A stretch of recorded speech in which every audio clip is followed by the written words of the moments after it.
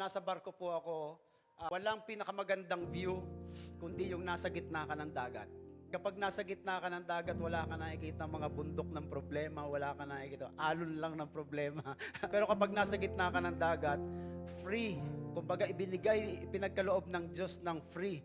Yung view ng sunset, yung view ng moonrise, yung melody of music na nakikreate ng sound na yon, hindi po pwedeng bayaran at hindi po nakikita yon kapag nasa pampang kayo.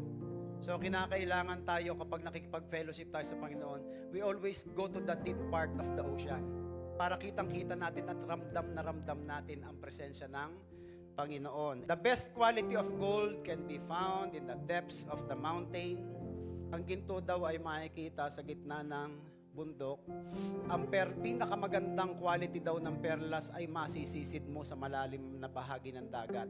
Kaya yung best view din ng ating sarili at ng ating buhay ay makikita natin kung meron tayong intimate na pakikipag-niig sa ating Panginoon. Kung makita natin, kung gusto nating makita yung best part ng buhay natin, mararamdaman at malalaman, idideklara ng Panginoon yan sa atin sa pamamagitan ng ng intimate relationship ng ating Panginoon.